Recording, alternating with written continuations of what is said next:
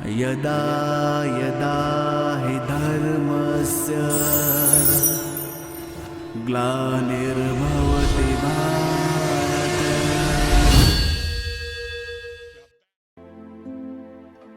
ओम शांति। 11 सितंबर 2022 अव्यक्त बाप दादा के महावाक्य। Revise date 8/4/92। वाणी का टाइटल ब्रह्मा बाप से प्यार की निशानी है अव्यक्त फरिश्ता बनना। आज बेहद का बाप अपनी आदि श्रेष्ठ डायरेक्ट रचना को देख रहे हैं। ब्राह्मण आत्माएं डायरेक्ट शिव वंशी ब्रह्मा कुमार और कुमारियां हो। ब्राह्मण आत्माएं आदि देव की आदि रचना हो। इसलिए कल्प वृक्ष में ब्राह्मण फाउंडेशन अर्थात जड़ में दिखाए गए हैं। अपना स्थान देखा है ना, तो वृक्ष में आप आदि रचना बीज के समीप जड़ में दिखाए गए हो, इसलिए डायरेक्ट रचना हो। अन्य आत्माएं डायरेक्ट माता पिता अर्थात शिव बाप और ब्रह्मा माता अर्थात डायरेक्ट परमात्मा रचना नहीं है। आप डायरेक्ट माता पिता की रचना हो। फर्क है ना। आप आदि रचना और अन्य धर्म आत्माओं की रचना, दोनों में अंतर है। आप परमात्मा रचना अपने रचता माता पिता दोनों को अच्छी तरह से जानते हो। अन्य धर्म की आत्माएं आप तना से निकली है। आप जड़ भी हो और तना भी हो। ब्राह्मण रूप में वृक्ष की जड़ में हो और देवता रूप में वृक्ष की तना हो। और सभी धर्म आप तना से निकलते हैं, तो आप डायरेक्ट रचना का कितना महत्व है। डायरेक्ट बीज के साथ संबंध है, उन्हों का इनडायरेक्ट संबंध है, आपका डायरेक्ट है।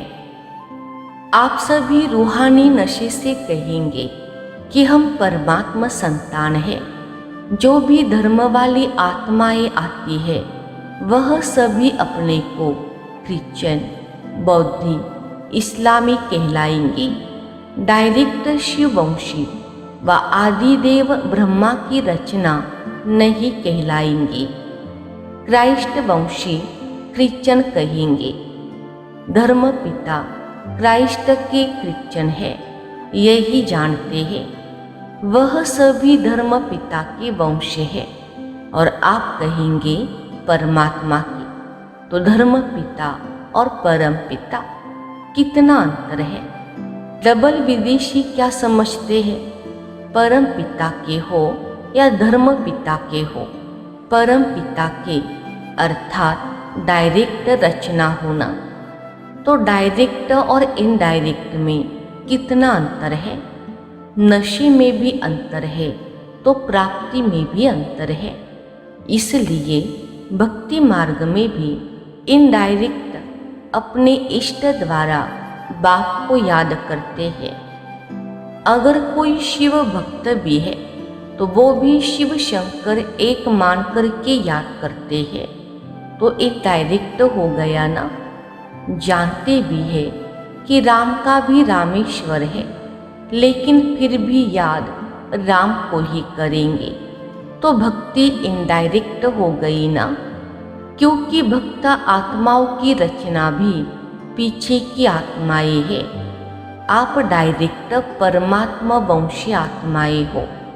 द्वापार में भक्ति भी करते हो, तो बिना पहचान के भी पहले शिव बाप की भक्ति करते हो।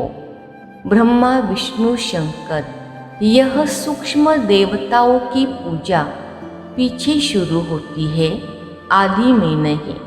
तो अन्य आत्माएं रचना भी इनडायरेक्ट आत्माओं द्वारा है और भक्ति में भी इनडायरेक्ट भक्ति है।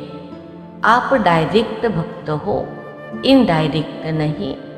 अर्थात शिव की पूजा ही आरंभ करते हो, तो तो प्राप्ति में भी देखो आप डायरेक्ट आत्माओं अर्थात डायरेक्ट रचना को अनेक जन्मों के लिए वर्षा जीवन मुक्ति का मिलता है। अनेक आत्माओं को जीवन मुक्ति का वर्षा इतने समय का नहीं मिलता है। आपकी जीवन मुक्ति आधा कल्प चलती है और अन्य आत्माओं को जीवन मुक्ति और जीवन बंध दोनों ही आधा कल्प के अंदर मिलता है। वह भी द्वापार से आदि वाली आत्माओं को, पीछे वाली आत्माओं को तो थोड़े जन्मों में ही दोनों ही प्राप्ति होती है। और विशेषता यही है कि आपकी जीवन मुक्ति अर्थात गोल्डन सिल्वर एज चक्र के भी गोल्डन सिल्वर समय पर होती है।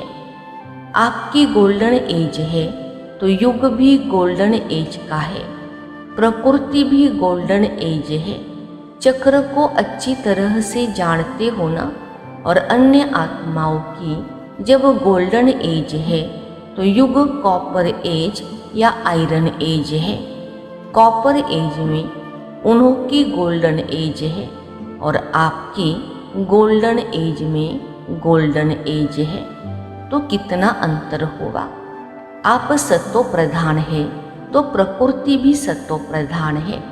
वह रजो प्रधान प्रकृति में सत्व प्रधान स्टेज का अनुभव करते हैं।